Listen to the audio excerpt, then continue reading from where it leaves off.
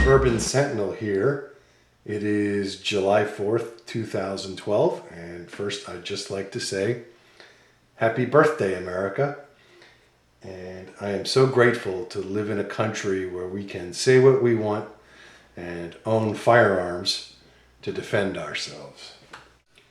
On the table in front of me is a Ruger GP100, and today's a good day for a review of an all-American gun. The GP100 has been in continuous production now, for a good 30 years, I imagine. This gun is the successor to Ruger's security / Speed 6 line of revolvers.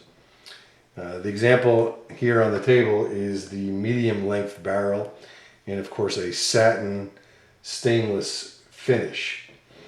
I bought this gun for my wife, and this is her nightstand gun. And I have to say, I don't really like this gun.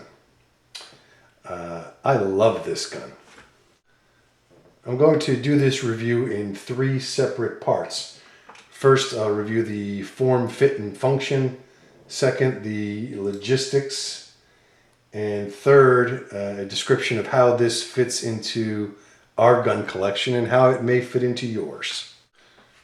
First, I'll do the obligatory safety check. And the gun is clear. And I am wearing surgical gloves because we had this out at the range yesterday and I just cleaned it. The GP is a full-size frame offered in 2 different calibers. Let me zoom out a little bit here. The most popular of which is a .357 Magnum. Also available is a .327 Federal Magnum. I'm not going to address the .327 Federal version because I have no experience with either the gun or that particular cartridge. So I'm just going to talk about the .357 Magnum. Again, this particular example is the medium barrel. It's offered in 3 different barrel lengths: a 3-inch, a 4.2-inch, which is this one, and a 6-inch. I believe the .327 model is only offered in the medium or 4.2-inch barrel. All of the GP100 series are double action with the hammer spur exposed. The .357 models are available in either blued or this satin stainless finish. As far as sights, most of the models, let me see if I can zoom in a little bit here, have windage adjustable rear sights, except the 3-inch .357 has a fixed rear sight. And the front sight is at least the standard front sight is an all black ramp. Now, this particular gun here has a replacement front sight, but I'll get to that later. The standard grip is a Hogue rubber grip. I do not have the standard grip. We changed out to a different set of grips, but I'll go into that later as well. Now that we've hit the basics, let's take a closer look at the fit of the gun. The GP100 has a built like a tank reputation, and in my opinion that is well deserved. Everything about this gun screams heavy duty. First, you'll notice here that the Revolver has a full underlug. Let me zoom in a little bit on that.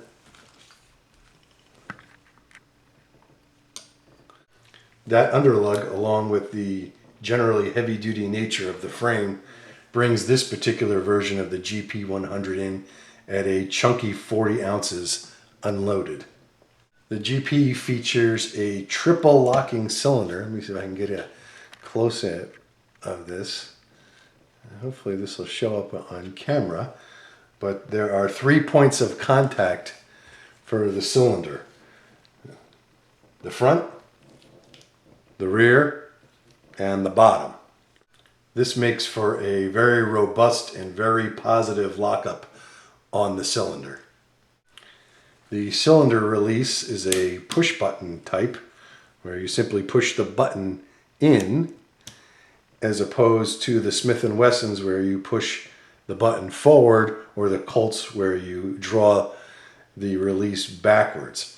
I particularly like the push button of the Ruger. It's a little easier for me as a lefty, because what I can do is with my left index finger push the button in, and then as I transition to my offhand for reloads, I can smack the cylinder open and have the cylinder swung out by the time it's in my right hand. It's not perfect for reloads, but it's a little bit better than both the Smith and the Colt. Well, let's move on to the trigger. Okay, let me zoom out a little bit here.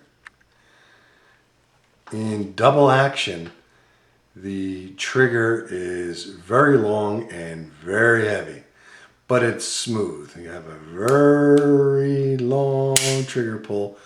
The release is fairly good for a production gun, fairly clean. In single action, the trigger is certainly not light, but it is reasonably light for a .357 Magnum revolver, and it breaks very cleanly. Very happy with the single action trigger. As a target gun, you're probably going to want to get a trigger job. As a homestead defender, I think it's fine. We're not going to touch this particular model because we use this as a defense gun, and the existing production trigger is more than adequate in my opinion. Many GP100 owners do opt for a trigger job, and I think that's fine, and I've heard that this particular gun does very well with upgraded triggers.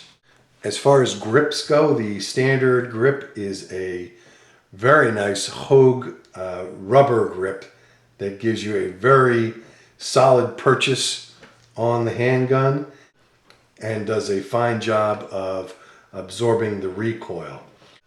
I changed the grips on this gun only because we wanted a Crimson Trace laser grip. However, if you were not going to opt for a laser, I would leave the standard grip right where it is. It's a really, really nice grip. The rear sight is a windage adjustable black notch with a white outline around the edge. It works fairly well. The front sight, which I changed out, is a black ramp, and I did not like the front sight at all. It tended to get lost in the target. The good news, however, is the front sight is very easy to change out, and there are a bunch of different aftermarket sights from both Ruger and other companies. Moving on to the finish on the gun, I'd have to say that the finish is industrial but fairly good, especially at the price point that Ruger gets for these. There are a few sharp edges around the hammer, but certainly they're not bad. And the fit where it counts, such as the cylinder lockup, is right on the money. So let's move on to function. So how does she run? First thing to address on my list here is accuracy. Now, I'm not a big accuracy hound for two reasons.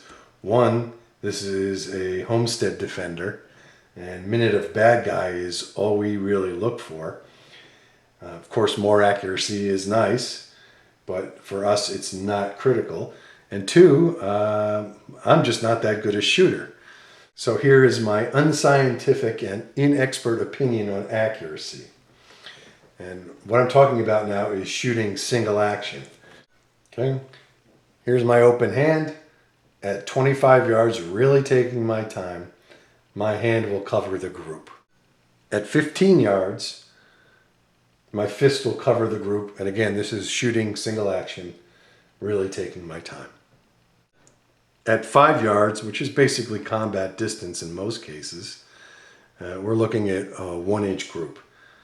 A better shooter could certainly pull those groups in a whole lot tighter, and if the gun was wearing the stock Hogue grips and a trigger job, it would probably make a big difference. But again, to us, longer range accuracy is not that important. This is a gun that we need to be able to make hits with at generally 15 feet or less. And by the way, my incredibly unscientific and inexpert accuracy estimate was without using the Crimson Trace laser that we have on this particular model. With the laser on, it's a whole different ball game out to 50 feet. You're looking at one hole using the laser. Moving on to firepower, the 357 Magnum cartridge has been around for many decades and is a highly proven man stopper. Of course, you're only getting 6 rounds, and that is the downside to a revolver. But 6 rounds of 357 would be enough to ruin just about anybody's day if you do your part. Moving on to handling, the gun is a little slow in action just because of its considerable weight. You're looking at 2.5 pounds empty. So it takes a little extra time to get on target. But the weight, I believe, is worth it. Because one, it's a very stable platform. Very confidence inspiring to have this in your hands. And that weight really does a great job at absorbing the recoil. If the gun is wearing the stock Hogue grips, the recoil is extremely manageable, even with hot-loaded 357 defensive cartridges. Shooting 357 Magnum target cartridges or 38 plus P or 38 special is very uneventful, and I could shoot all day with 38 plus P. So I'm going to end part 1 here, and tomorrow I'll upload part 2 of the logistics. So everybody please enjoy the holiday, and again, happy birthday, America. Remember that freedom is ours to protect. Safe shooting, everybody. This is the Suburban Sentinel.